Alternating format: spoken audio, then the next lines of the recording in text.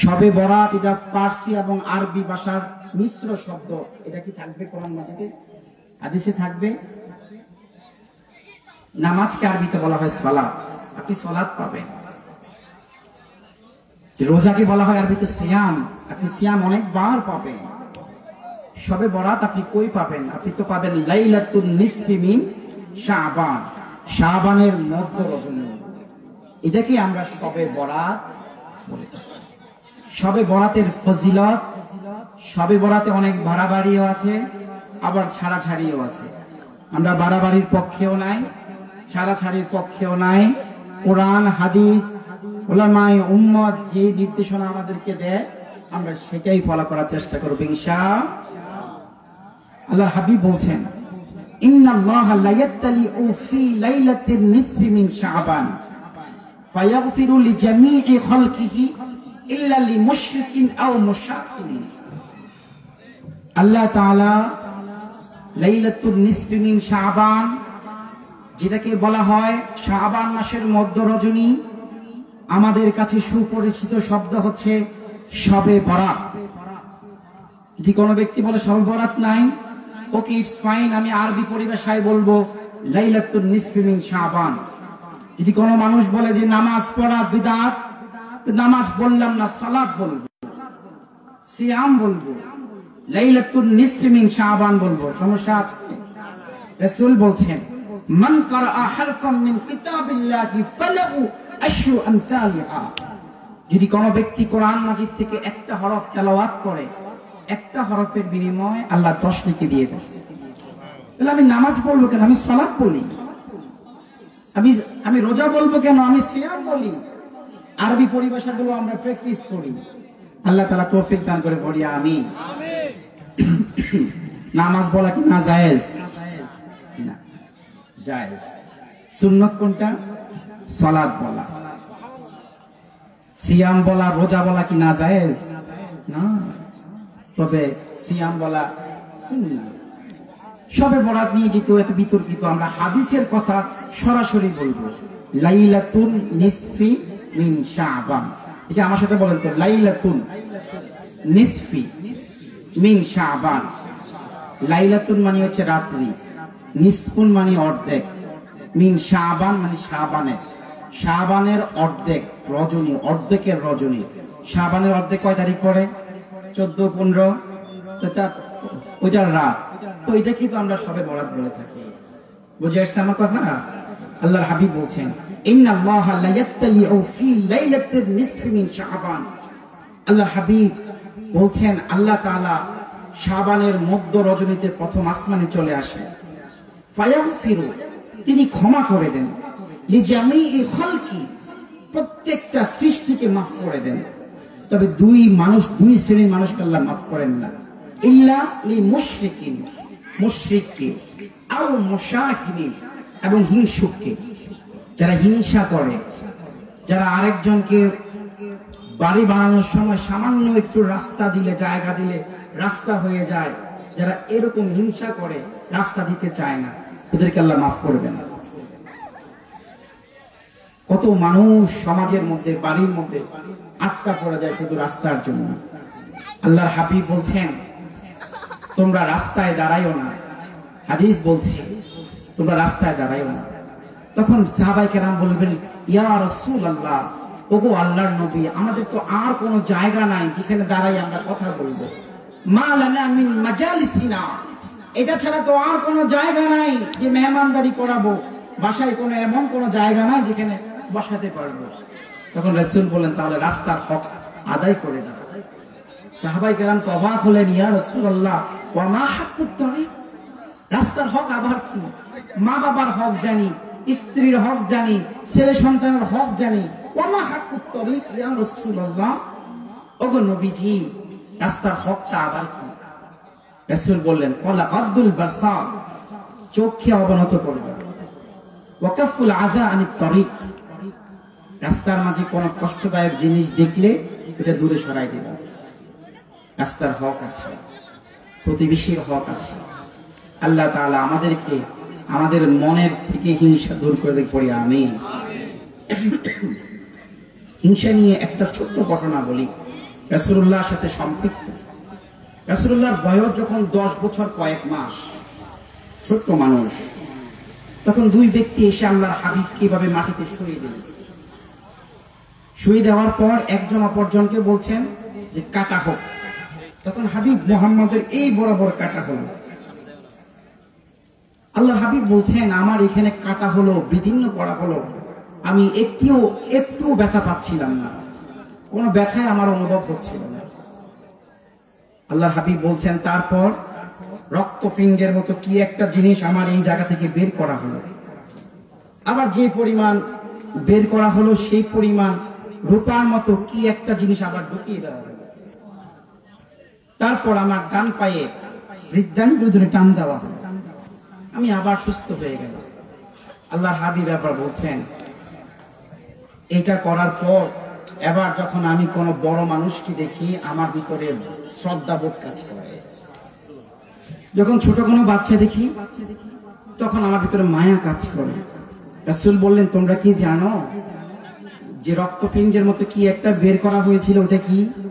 বলে না রাসূলুল্লাহ আপনি ভালো জানেন। তখন রাসূল বললেন এগুলো হচ্ছে হিংসা, বিদ্বেষ, এগুলো বের করে নেওয়া হয়েছে, আর যেটা ঢুকানো হয়েছে এটা ছিল ভালোবাসা। রাসূলুল্লাহ এই কাহিনী সাহাবীদেরকে বললেন। 1400 বছর পূর্বে বিশ্বাস করাটা অনেক কঠিন ছিল না।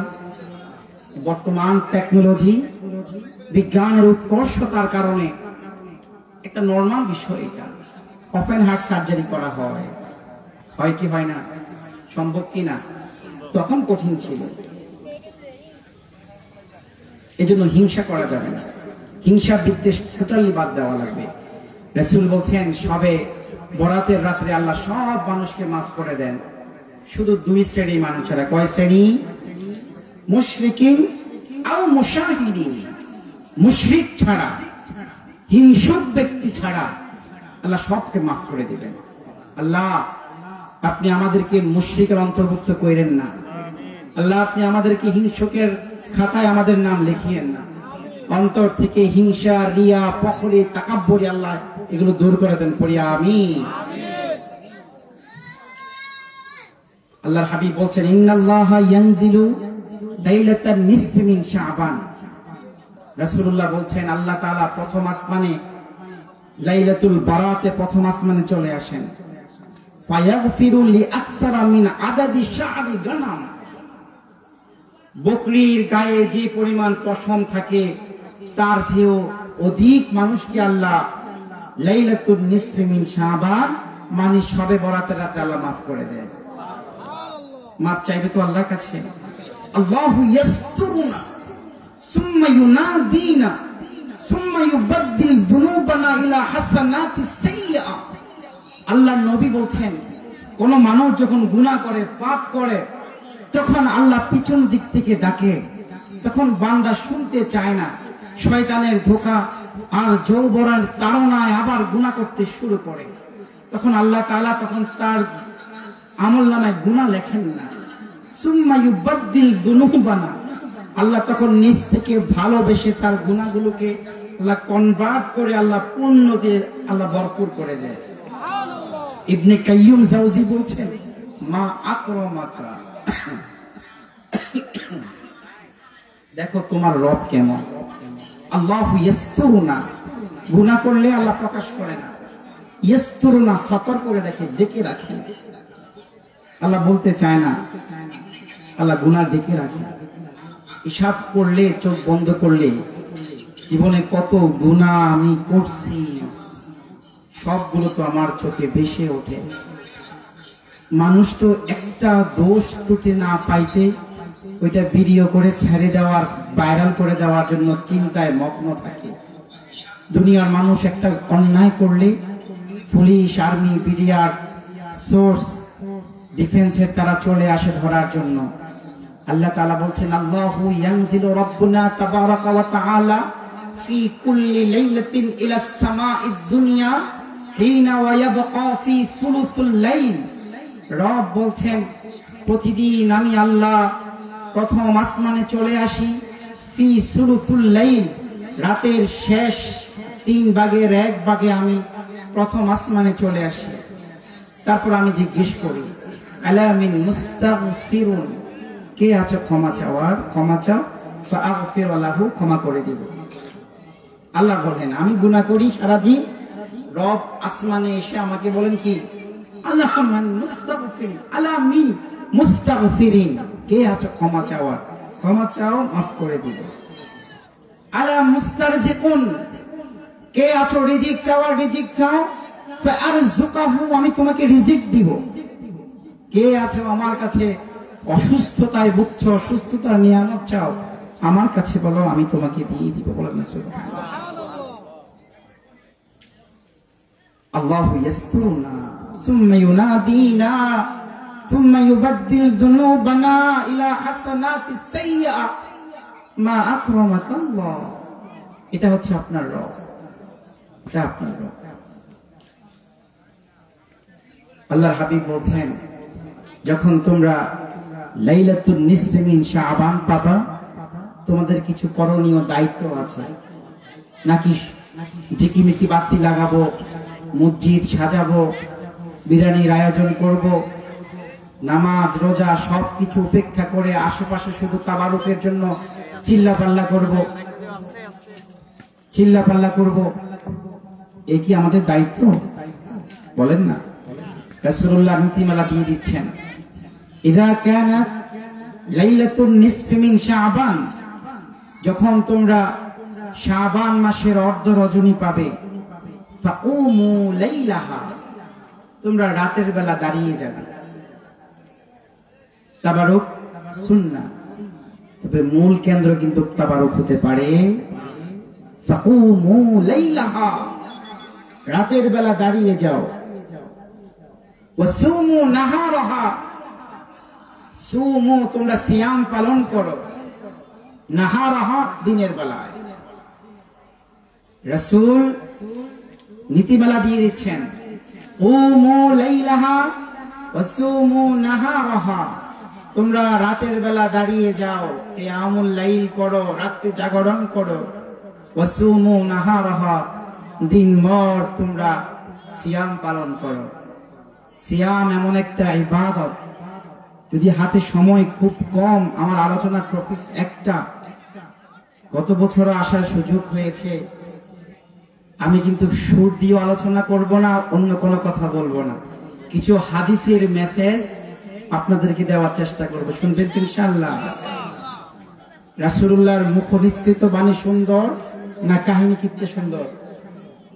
বলেন না কোনটা সুন্দর?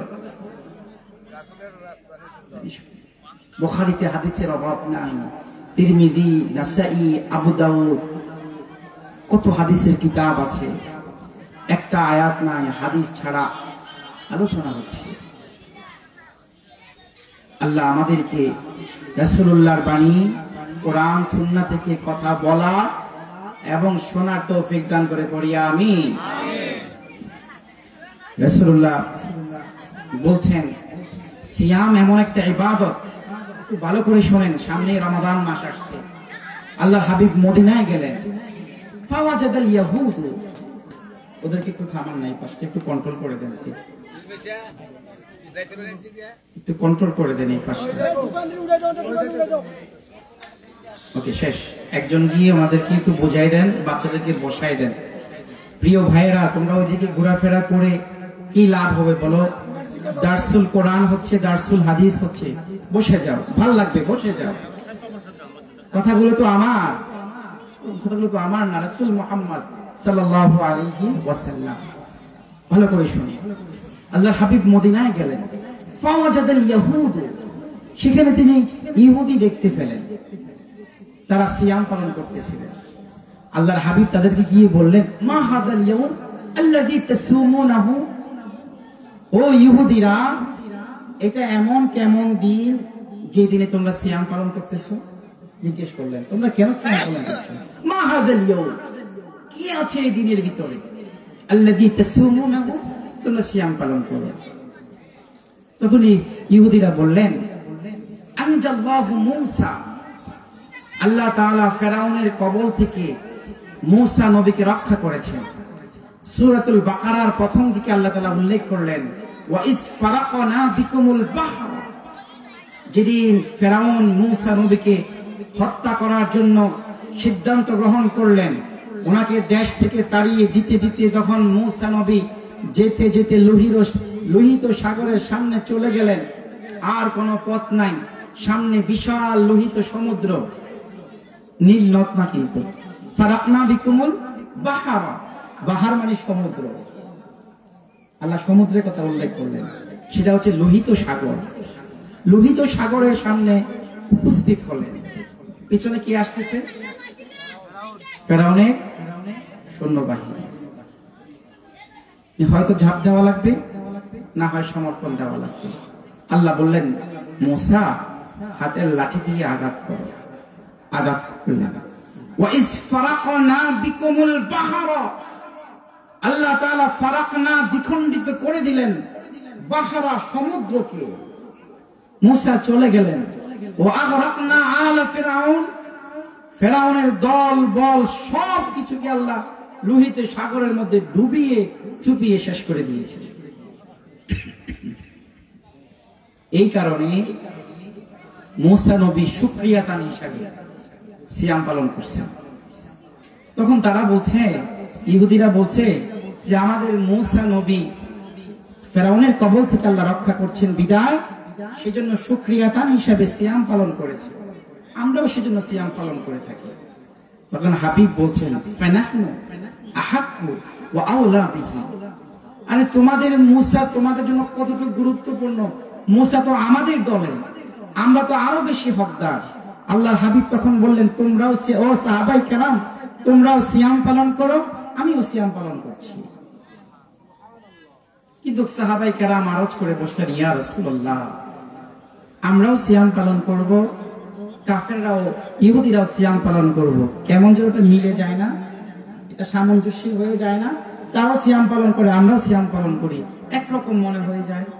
হাবিব বললেন, লা ইন বাকিতু ইলা কাবিলিন লা আসুম্মান্না তাসে, ও আমার সাহাবীরা হায়াত যদি সামনের বছর পাই তাহলে আমরা দুইটা সিয়াম পালন করব, একটা 9 মুহররম, একটা 10 মুহররম, তাহলে আর তাদের সাথে আর মিলবে না। আমাদের দুইটা, ওদের কয়টা? সিয়াম শুধু আমাদের না, সিয়াম আমাদের পূর্বেও ছিল, অনেক আগ থেকে সিয়াম। যে কোনো কিছু সুসংবাদ পাইলে সিয়াম পালন করবেন। সিয়ামের বিষয়ে একটা আলাদা লেকচার দেওয়া দরকার। সিয়াম শুধু আল্লাহ তাআলার ফারজিয়াত ইবাদত নয়, বরং মানুষকে সুস্থ থাকার জন্য সিয়ামটা কত গুরুত্বপূর্ণ, বিজ্ঞান সায়েন্টিফিক কি বলে আপনারা অবাক হয়ে যাবেন। সম্মানিত হাজিরিন, আল্লাহ তাআলা আমাদেরকে সিয়াম গুলো ইখলাসের সাথে আল্লাহ পালন করার তৌফিক দান করেন।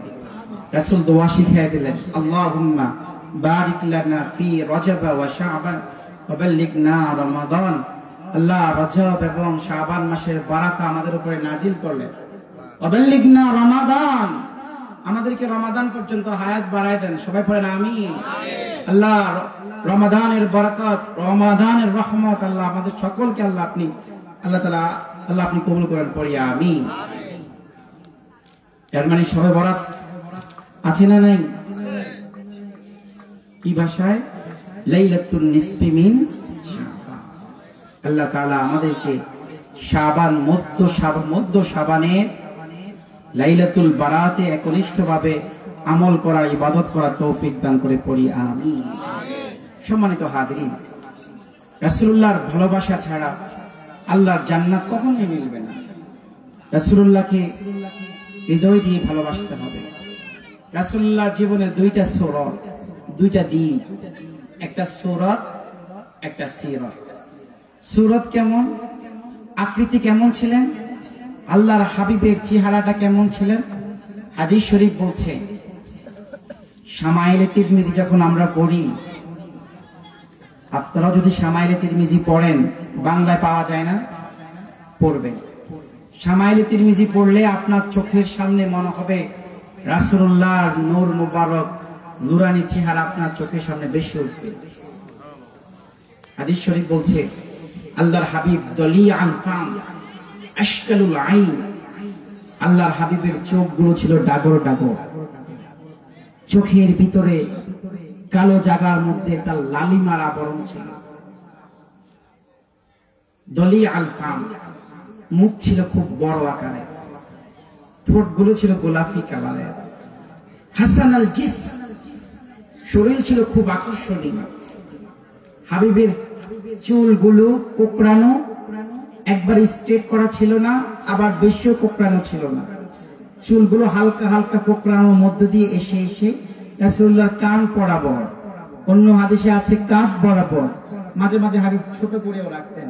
চুলগুলো কোকড়ানো অবস্থায় কানের লতি পর্যন্ত লম্বা ছিল। বলেন সুবহানাল্লাহ। লাইসা বিত-তাবিলিল বাঈন, তিনি একবারে লম্বা ছিলেন না, ওয়ালা বিল কাসিম, আবার একবারে খাটো ছিলেন না, মধ্যম আকৃতির ছিলেন। আল্লাহর হাবিব যখন হাঁটতেন, ইযা মাশা হাত্তা ইয়াতাকাফফা, হাবিব যখন হাঁটতেন মনে হতো উপর জায়গা থেকে নিচের দিকে নামার সময় যেমন করে মানুষ ঝুঁকে ঝুঁকে নামে, হাবিব যখন হাঁটতেন এইরকম করে ঝুঁকে ঝুঁকে হাঁটতেন। তাহলে চোখ বন্ধ করে যখন হাবিবকে তাকাই, তার চেহারাটা ছিল খুব বড় আকারে, তার হাসান আল জিস, শরীর ছিল আকর্ষণীয়, ঠোঁটগুলো ছিল লালচে, চোখগুলো ছিল ডাগর ডাগর, চুলগুলো ছিল কানের লতি পরিমাণ লম্বা। লাইসা বিত-তাবিলিল বাঈন ওয়ালা বিল কাসির, তিনি খুব লম্বাও ছিলেন না, আবার বেশি খাটোও ছিলেন না, মাঝারি আকৃতির হাবিব ছিলেন। তার গায়ের কালার ওয়ালা বিল আবিয়াদ, তিনি ধবধবে সাদা ছিলেন না, ওয়ালা বিল আহমার, বরং তিনি গৌর বর্ণের ছিলেন, গৌর বর্ণের ছিলেন। আকর্ষণীয় ছিল শরীর, হাসান আল জিস। সেই নবীর প্রতি ভালোবাসা ছাড়া আল্লাহ জান্নাত মিলবে না। এজন্য সবাই আমরা নবীর প্রতি দরুদ ও সালাম প্রেরণ করি, সবাই পড়ি সাল্লাল্লাহু আলাইহি ওয়াসাল্লাম। রাসূলকে ভালোবাসতেন এমন ভাবে যেমন করে ভালোবাসতেন সাহাবীরা। হযরত কাতাদা থেকে বর্ণিত, তিনি বলছেন, আপনাদের কষ্ট হচ্ছে? বলবো? হাদিস বলছে, কাতাদা রাদিয়াল্লাহু তাআলা আনহু উহুদের যুদ্ধের সময় আল্লাহর হাবিব বললেন যে গিরিপথে 50 জন দাঁড় করিয়েছেন, যুদ্ধের জয়লাভ করো আর পরাজয় বরণ করো, আমার নির্দেশনা দেওয়া ছাড়া তোমরা ওই জায়গা থেকে কখনোই ফিরে আসবে না। যুদ্ধ শুরু হলো, মুসলিমদের জয় জয় ভাব, সবাই গনিমতের মাল আহরণ করছিল। রাসূলুল্লাহর নির্দেশনা ভুলে গিয়ে ওই সাহাবায়ে কেরাম ওই জায়গা থেকে চলে আসলেন। আবার পিছন দিক থেকে অতর্কিত হামলা শুরু করলো কাফেররা। আল্লাহর হাবিবের দিকে বারবার তীর ছুটছিলেন কাফেররা, তরবারি দিয়ে আঘাত করার চেষ্টা করলেন। হযরত কাতাদা এভাবে সামনে দাঁড়ায় গেলেন, কাতাদা সামনে দাঁড়ায় গেলেন। ইতিহাস বলে তীর আর অস্ত্রের আঘাত কাতাদার গায়ে ৯৭টা পাওয়া গেছে, ৯৭টা, কিন্তু ইন্তেকাল করেন নাই। হাবিব যখন কাতাদাকে কোনো মানুষের সামনে দেখতেন তখন তিনি বলতেন, কাতাদা রাদিয়াল্লাহু তাআলা আনহু তার চোখ উপড়ে গেছে, চলে আসছে সামনের দিকে। অনেকদিন পর দেখা হলো, হাবিবের সামনে আসলো, আসার পর বললেন, ইয়া রাসূলুল্লাহ, চোখ আছে তবে আপনাকে দেখার সৌভাগ্য হচ্ছে না, আপনার চেহারা মোবারক দেখার মতন আমার সুযোগ হচ্ছে না। আল্লাহর হাবিব তখন এইভাবে হাত দিয়ে চোখ লাগাই দিলেন, দিয়ে তার জন্য দোয়া করলেন। এবার কাতাদা রাদিয়াল্লাহু তাআলা আনহু বলছেন, আমি হাবিবকে ইতোপূর্বে আমি আমার চোখে যেই পরিমাণ আগে দেখতাম, আল্লাহর কসম করে বলছি, হাবিব যখন আমার চোখের মধ্যে হাত লাগিয়ে দোয়া করে দিলেন, আমি আগের চাইতে এখন আরো তীক্ষ্ণ দৃষ্টি সম্পন্ন হয়ে গেলাম। পড়েন সুবহানাল্লাহ। হাবিব এমন ক্যারিশমেটিক ছিলেন।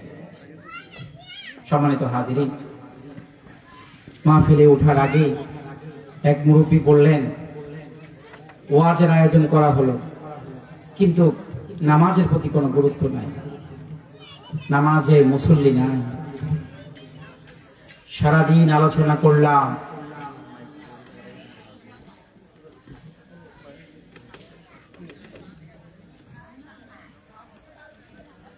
আল্লাহর হাবিব বললেন সালাতটা হচ্ছে বান্দা এবং আল্লাহর সান্নিধ্য অর্জনের সবচেয়ে বড় মাধ্যম। আকরাবু মা ইয়াকুনু আবদুহু মির রাব্বিহি ওয়া হুয়া সাজিদুন ফাকসিরুদ দুআ। আল্লাহ তাআলা বলছেন যখন বান্দা সিজদায় যায়, আকরাবু মা ইয়াকুনু আবদুহু, যখন বান্দা সিজদায় যায় তখন আল্লাহর একবারে কাছাকাছি হয়ে যায়। ওয়া হুয়া সাজিদুন ফাকসিরুদ দুআ, যখন সে লম্বা লম্বা দোয়া পড়ে তখন সে একবারে আল্লাহর একবারে কাছাকাছি হয়ে যায়। যখন বান্দা পড়ে আলহামদুলিল্লাহি রাব্বিল আলামিন, আল্লাহ আরশে আজিম থেকে জবাব দেয় হামিদানি আবদি। যখন বান্দা পড়ে আর রহমানির রহিম, আল্লাহ জবাব দেয় আসনা আলাইকা আবদি।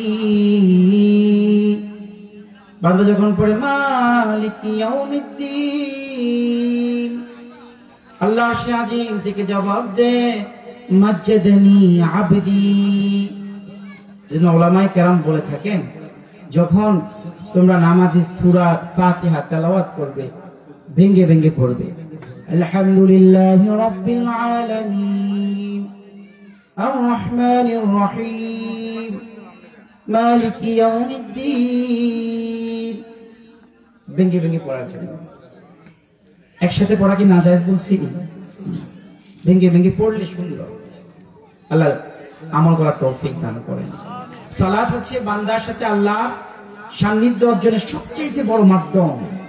সালাত পড়বো তো ইনশাআল্লাহ, নামাজ ছাড়বো না। আল্লাহ আমাদের সকলকে ফারজিয়াত, সকল ফারজিয়াত, রোজা, সিয়াম বলা হয়, হজ, পর্দা, নামাজ, এগুলো ঠিক মতো আদায় করার তৌফিক দান করে পড়ি আমিন।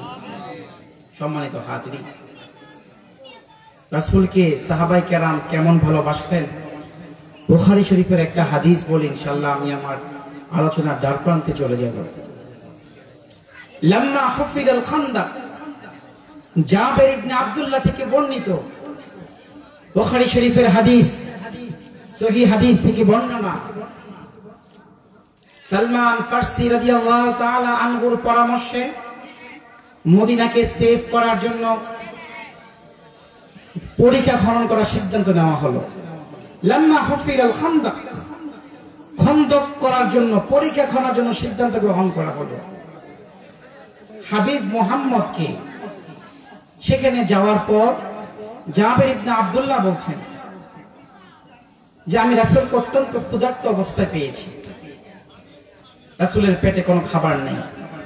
আমি সাথে সাথে এগুলো রেখে দেন, এগুলো প্রয়োজন নাই তো, এখন আলোচনা আধা ঘন্টা 1 ঘন্টা, এগুলো প্রয়োজন নাই, রেখে দেন, বসে যান। রাসূলুল্লাহ জাবের ইবনে আব্দুল্লাহ বলছেন আমি হাবিবকে অত্যন্ত ক্ষুধার্ত অবস্থায় দেখলাম। তখন তিনি সাথে সাথে বাসায় চলে গেলেন, তার স্ত্রীকে বললেন হাল ইনদাকি শাই, প্রিয়তমা তোমার কাছে এমন কোন খাবার আছে যে খাবার দিয়ে আমি হাবিবকে আপ্যায়ন করতে পারবো? খাবার জিনিসটা খুব সেনসিটিভ, খাবার খেতে হবে হালাল খাবার। রাসূলুল্লাহ বলছেন আরাফার ময়দানে এক ব্যক্তি দাঁড়িয়ে চিৎকার করে বলছে ইয়া রব, আল্লাহ আপনি আমাকে মাফ করে দেন, আল্লাহ আপনি আমাকে মাফ করে দেন। আল্লাহ তাআলা জবাব দিচ্ছেন মাতআমাহু হারামুন মাশরাবাহু হারামুন ওয়া গুযিয়া বিল হারাম ফাআন্না ইউস্তাজাবু লিযালিক।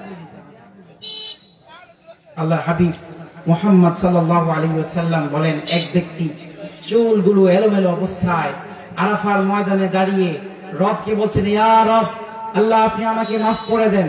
আল্লাহ জবাব দেয় মাতআমাহু হারাম মাশরাবাহু হারাম, তোমার পানীয় হারাম, তোমার খাবার হারাম, যা পরিধান তাও হারাম। ফাআন্না ইউস্তাজাবু লিযালিক, আমি তোমার দোয়া কেমনে কবুল করব? আরাফার ময়দানে দাঁড়িয়ে দোয়া করলে আল্লাহ দোয়া কবুল করবে না। আল্লাহ আপনি আমাদেরকে হারাম থেকে বাঁচিয়ে হালাল দ্বারা ধনী বানায়া দেন।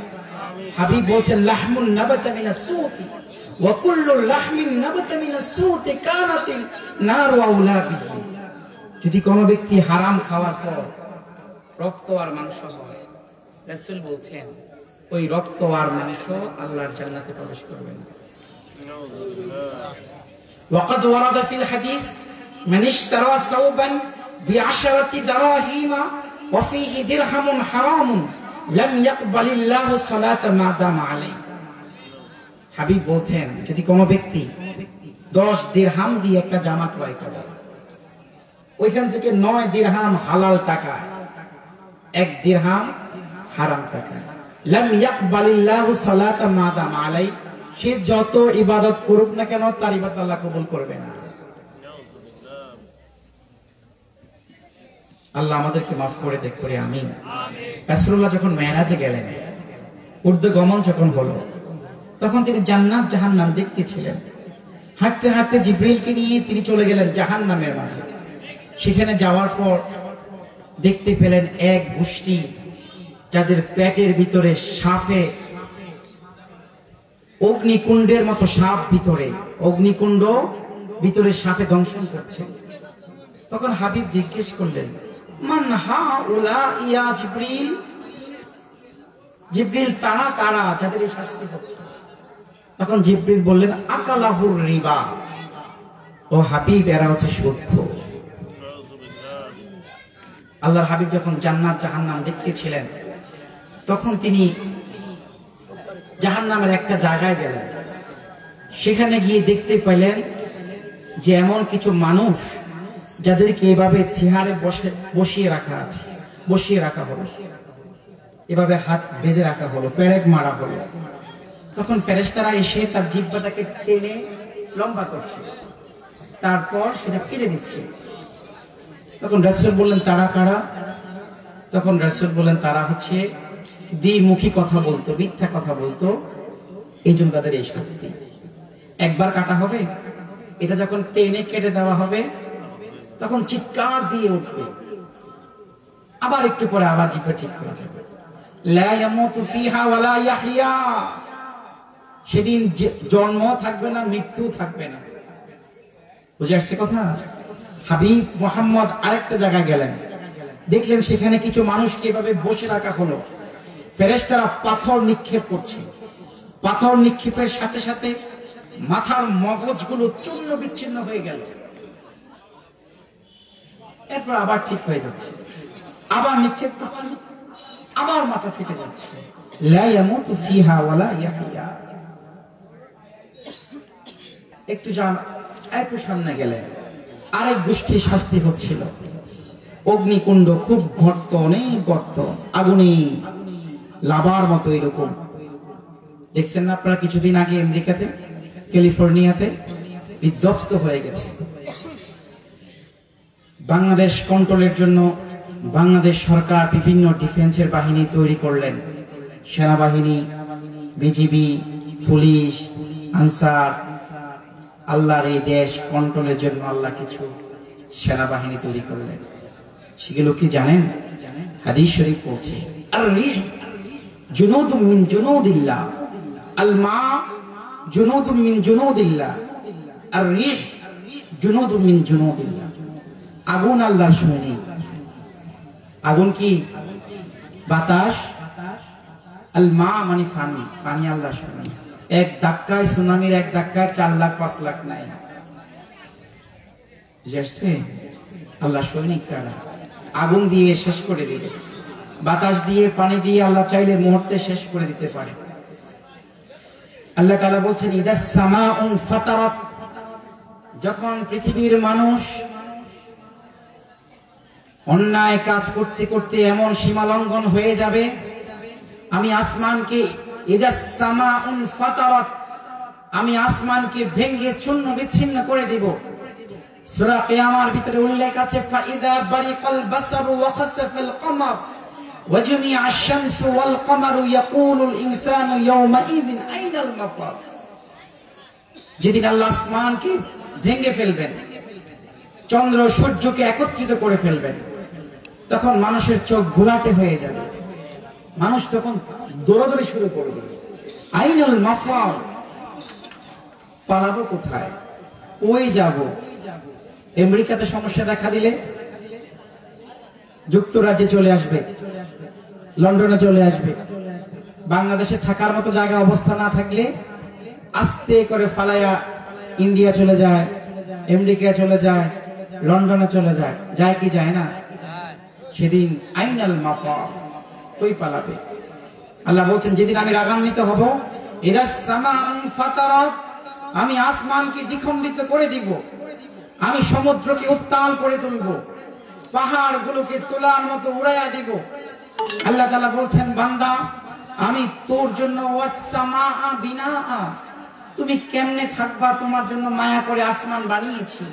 আমি বললাম আল্লাহ আসমান কেন বানিয়েছেন? তো আল্লাহ বলে আমি সেখান থেকে পানি বর্ষণ করি, লাভ কি? ফাআখরাজা মিনাস সামারাতি রিজকাল লাকুম, ওই পানি থেকে তোমার জন্য আমি বিভিন্ন ফলমূল উৎপাদন করি।